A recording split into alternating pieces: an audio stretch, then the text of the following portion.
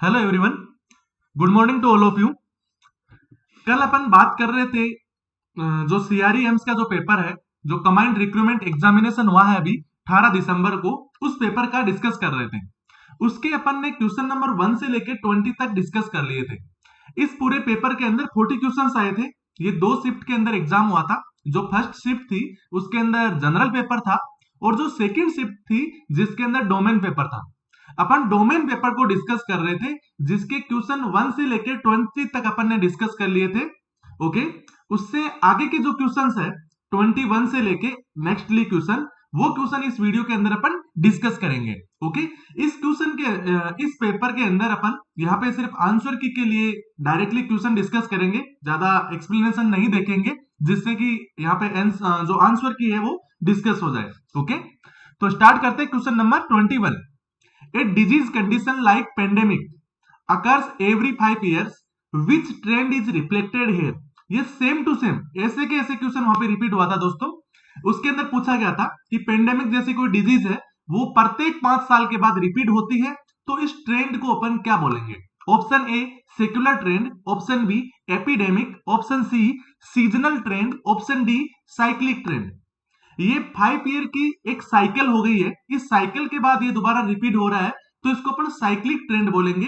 इसका जो right answer यहाँ पे आ रहा है वो ऑप्शन डी आ रहा है। ओके, इसके अलावा जो सीजनल ट्रेंड है वो तो एवरी ईयर एक सीजन है, उस जैसे विंटर है, जैसे उस कोई ऐसी डिजीज है जो विंटर में हो रही है, तो प्रत्येक साल विंटर में आ रही है, तो उसको अपन सीजनल ट्रेंड बोलेंगे। ओके, तो इसका जो राइट आंसर है वो क्या होगा? साइक्लिक ट्रेंड होगा। नेक्स्ट क्वेश्चन पे अपन मूव होते हैं, क्वेश्चन नंबर 22।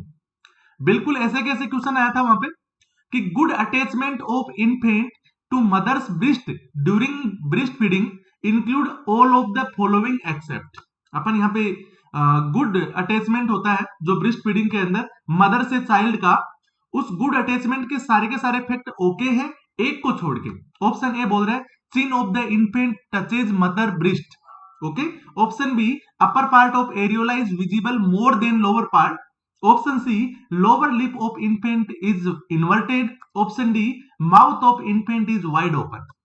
दोस्तों इसके अंदर ऑप्शन ए भी बिल्कुल ठीक है, क्योंकि जो चिन्ह है इन्फेंट की वो मदर के ब्रेस्ट से टच होनी चाहिए। ऑप्शन बी है जो एरियोला का जो पार्ट है वो मोर विजिबल अपर पार्ट के अंदर होना चाहिए लोअर पार्ट की कंपैरिजन में। और ऑप्शन डी के अंदर है कि जो बच्चे का मुंह है वो वाइड ओपन होना चाहिए, ये भी ठीक है। बट ऑप्शन सी के अंदर है कि जो लोअर लिप्स है वो इन्वर्टेड होना चाहिए, वो इन्वर्टेड नहीं आउटरवर्टेड होना चाहिए, तो ही वो फीड कर पाएगा वहां पे। इसीलिए यहाँ पे एक्सेप्ट का ऑप्शन था, एक्सेप्ट के बारे में पूछा गया था, इसीलिए राइट आंसर क्या होगा? ऑप्शन सी होगा। नेक्स्ट क्वेश्चन आपकी स्क्रीन पे question number 23। A 2 year child suffering from frequently diarrhoea more than 3 times last for 1 day. Child skin go back after 2 seconds in pinch and child take only fluid. What would be the initial management? दोस्तों 2 साल का बच्चा है, उसको frequent diarrhoea हो रहा है, और कितना हो रहा है? मोर देन 3 times हो रहा है। कितने दिनों से? लास्ट एक दिन से हो रहा है। उसकी स्किन को अपन पिंच टेस्ट करते हैं, तो स्किन 2 सेकंड के बाद वहां पे बैकआउट हो रही है, गो बैक जा रही है, उससे पहले नहीं जा रही है। और जो बच्चा है वो ओरली फ्लूइड वहां पे ले पा रहा है। यानी अपन एक तरीके से देख सकते हैं कि बच्चे को डिहाइड्रेशन तो है, और ज्यादा दिनों से भी नहीं है, सिर्फ एक दिन से ही है। 2 साल का बच्चा है, बट वो ओरली ले पा रहा है। जब तक वो ले पा रहा है तब तक उसको अपन आईवी फ्लूइड तो यहाँ पे नहीं देंगे। तो उसका इनिशियल मैनेजमेंट ये क्या हुआ? ऑप्शन ए बोल रहा है उसको ओआरएस देंगे और जिंक की टेबलेट देंगे। ओके, वहां पे ऑप्शन के अंदर 14 डेज भी लिखा हुआ था। ओके, ऑप्शन बी उसको आईवी फ्लूइड देंगे, option C refer to higher centre, option D no no any other intervention. देखो गिव ओआरएस और जिंक टेबलेट यहाँ पे बिल्कुल सही आंसर होगा, ऑप्शन ए सही आंसर होगा। आईवी फ्लूइड इसलिए नहीं देंगे क्योंकि बच्चा ओरली वहां पे ले पा रहा है, उसको हायर सेंटर पे भेजने की जरूरत नहीं है। ओके, और कोई भी इंटरवेंशन ना करे ये भी ठीक नहीं होगा, क्योंकि बच्चे को डायरिया हो रहा है तो उसको ट्रीट भी करने की जरूरत है। तो यहाँ पे राइट आंसर ऑप्शन ए होगा। नेक्स्ट क्वेश्चन है question number 24। Mosquito larva controlled bye.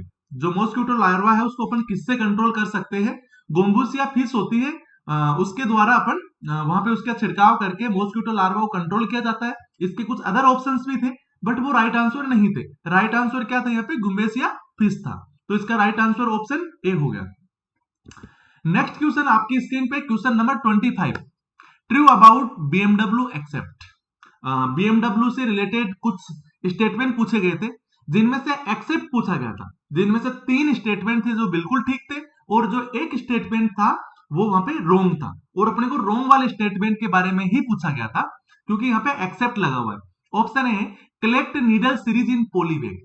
देखो यहाँ पे यही कथन यहाँ पे बिल्कुल गलत है क्योंकि पोली बैग के अंदर अपन नीडल सीरीज को कभी भी कलेक्ट नहीं करते हैं, तो ये इसका यहाँ पे राइट आंसर हो गया ऑप्शन ए।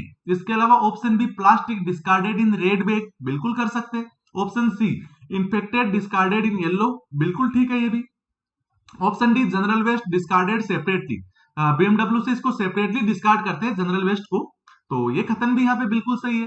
तो जो पहला ऑप्शन है, जो पहला कथन है यहाँ पे, वो बीएमडब्ल्यू के अकॉर्डिंग गलत है और वो ही अपना राइट आंसर है बिकॉज क्वेश्चन में एक्सेप्ट पूछा गया था। ओके, तो नेक्स्ट क्वेश्चन पे चलते हैं, क्वेश्चन नंबर 26।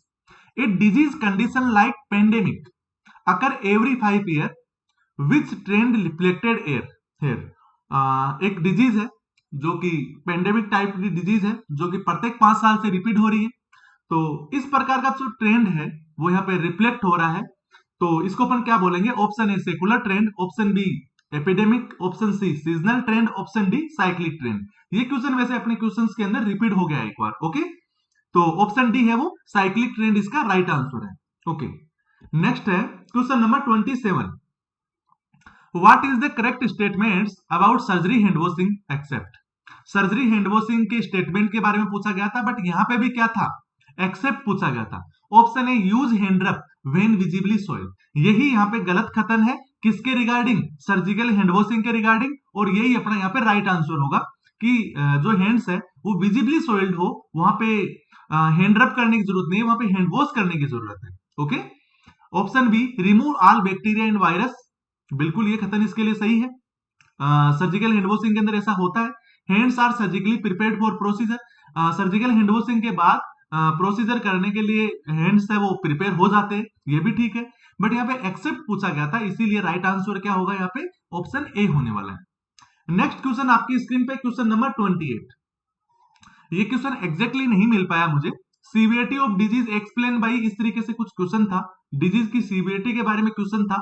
यदि आपको ये क्वेश्चन याद है तो आप कमेंट सेक्शन के अंदर जरूर इस क्वेश्चन को बताइए, तो जिससे कि इस क्वेश्चन को मैं आगे वाली वीडियो के अंदर अच्छे से बना के अपलोड कर सकूं। ओके, तो ये सीवियरिटी ऑफ डिजीज के बारे में पूछा गया था, बट इसके जो ऑप्शंस वगैरह क्या थे वो मुझे भी याद नहीं रहे हैं। आप लोगों को यदि पता है तो आप कमेंट सेक्शन के अंदर जरूर बताइएगा। ओके, क्वेश्चन नंबर 29 के अंदर था जो following is indicators of physical quality of life index, यानी PQLI, इसको अपन शॉर्ट के अंदर physical quality of life index को PQLI भी बोलते हैं, कि इसमें से कौन कौन से इंडिकेटर है जो PQLI के इंडिकेटर है और ऐसा कौन सा इंडिकेटर है जो नहीं है, यानी एक्सेप्ट पूछा गया था। अब जो इंडिकेटर है वो तो अपने को याद है, पर जो नहीं है वो यहाँ पे क्या था ऑप्शन के अंदर पता नहीं है, बट वो ही आंसर होगा।